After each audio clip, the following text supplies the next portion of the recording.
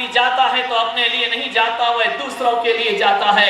एक आदमी पूजा कर रहा है और पूजा करते समय यदि उस आदमी ने अक्षत की जगह पुष्प चढ़ा दिया, अब समस्या उसकी है लेकिन देखने वाला उसे अपनी समस्या बना लेता है। वह कहता है क्यों रे तुझे पूजा करना नहीं आता है, पुष्प की जगह दीप चढ़ाता है, दीप की जगह चावल चढ़ाता है। अरे मेरे भाई वह तो गलती कर ही रहा है, लेकिन उसकी गलती को देखकर शायद हमने भी अपने जीवन में गलतियां शुरू कर दी हैं।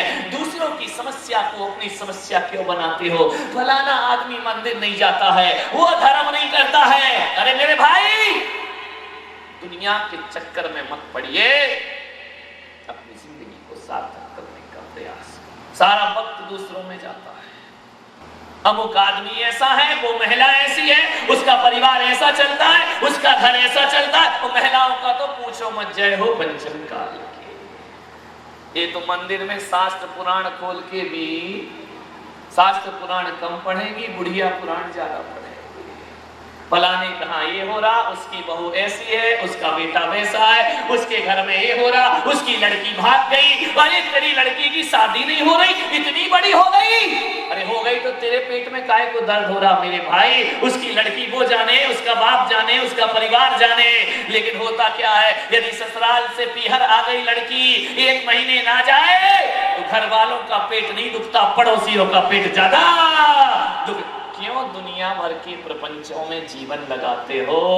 अपना जीवन देखो, समय दूसरों में बर्बाद मत करिए मेरे भाई। अपनी जिंदगी देखिए, हम क्या पूरा जीवन बर्बाद करते हैं। दूसरे का स्वर्ग नरक तुम्हें ज्यादा दिखता है, अपने स्वर्ग नरक की परवाह नहीं। कोई आदमी गलत काम करे तो फौरन मुंह से निकलता है नरक जाएगा, नरक। अरे भाई नरक काय को जाएगा? एक आदमी ने मेरे चरणों में फूल चढ़ा दिया, एक बैठा था, अरे बोले नरक जाएगी ये महिला, नरक जाएगी, ये आदमी बिल्कुल नरक से ना बचेगा। अरे मैंने कहा पंडित कितना हैरान काहे को हो रहा है? बोले नरक जाएगी महाराज। मैंने कहा क्यों नरक जाएगी? बोले आपके चरणों में फूल रख दिया, इसको नरक मिलेगा। एक इंद्रिय जीव की हत्या कर दी इसने। मैंने कहा मैंने किसी आगम में नहीं पढ़ा है कि चरणों में फूल रखे तो कोई नरक जाएगा, लेकिन पंडित एक बात ध्यान रख, ये आदमी नरक जाए या ना जाए तू जरूर नरक में जाएगा। बोले मैं काहे को जाऊंगा? मैंने शास्त्रों में पढ़ा नहीं है कि फूल चढ़ाने वाला नरक जाए, लेकिन ये जरूर पढ़ा है कि गुस्सा करने वाला जरूर नरक जाता है। और उसने फूल चढ़ाया, तूने गुस्सा कर ली। अब याद रख पंडित कि तेरा नरक जाना। पर दूसरे को कितनी जल्दी नरक भेज देते हो। ऐसा लगता है कि यमराज के एजेंट तुम ही बन करके आए हो, किसे नरक भेजना, किसे स्वर्ग भेजना। वाह रे आदमी, अपने पंडित खाए ककड़ी और दूसरों को दे। ऐसे कोई जीवन चलता है क्या? आप सोचिए, आप विचार करिए, दूसरों के बारे में नरक सोचने वाला। एक बात ध्यान रखना, किसी के नरक के द्वार खोलोगे उसे नरक मिले या ना मिले, मेरा जैन आगम कहता है कि जो ऐसी सोच रखता है उसे नरक सबसे पहले मिला करता है। अरे स्वर्ग तो उसे मिलता है जो दूसरों के लिए स्वर्गों की कामना किया करता है। किसी की गलती पे किसी को नरक भेज देना, अपने नरक का द्वार खोलना। एक बात ध्यान रखना, किसी का मुंह काला करने से पहले आदमी को अपने हाथ काले करना पड़ते हैं, और किसी के घर में आग लगाने से पहले आग अपने हाथ में उठाना पड़ती है, और किसी के लिए गड्ढा खोदोगे तो गड्ढे में पहले तुमको उतरना पड़ता है, उसके बाद कोई दूसरा गड्ढे में उतरता है। सोचना है ना, दूसरों का अहित मत सोचिए, अच्छी भावनाएं रखिए। जाकर के घर में आकलन करना कि सुबह से शाम में हम दूसरों के प्रति कितने अच्छे विचार रखते हैं। कोई नहीं रखता किसी के प्रति अच्छा विचार, कहता जरूर है कि मैं तो सबसे अच्छा विचार रखता हूं, अंदर ही अंदर तो आग सुलगती रहती है। पड़ोसी की तरक्की हमारी पीड़ा में कारण बन जाया करती है। कोई आगे बढ़ रहा है तो हमारे सीने में आग लग जाती है, सांप लोटा करता है। ध्यान रखिए, विचार करना है कि मानव की प्रवृत्ति कैसे हो सकती है। जीवन सार्थक, ये महाराज नरक जाएंगे, ये माता जी नरक जाएगी।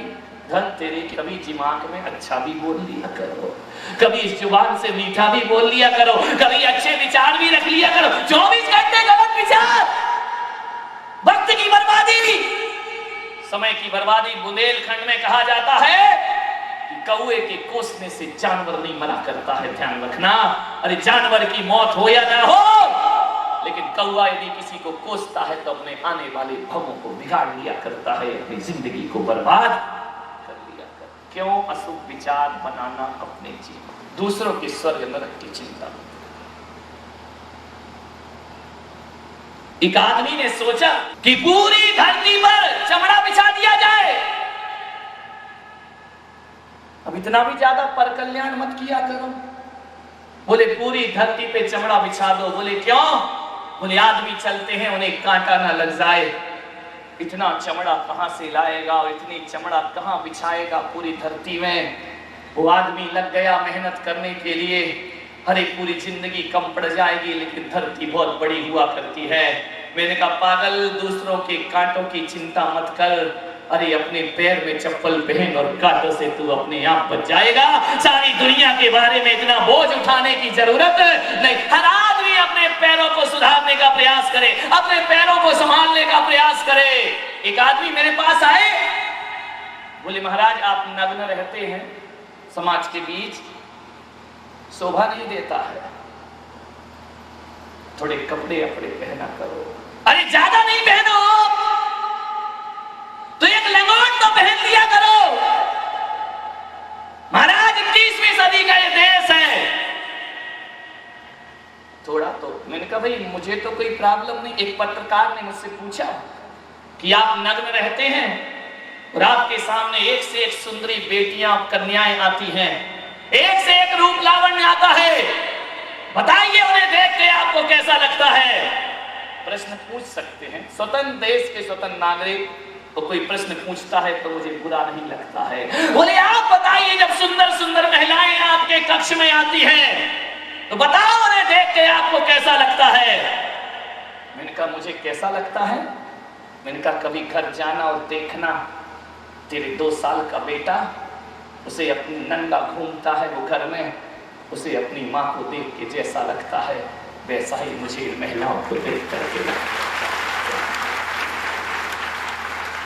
2 साल के बच्चे में कोई काम भाव देखता है, निर्विकार वासना रहे उसका जीवन हुआ करता है। मैंने कहा बोल, जब तू छोटा था 2 साल का था, 1 साल का था, माँ की गोद में जब नंगा बैठता था, बोल तुझे कैसा लगता था?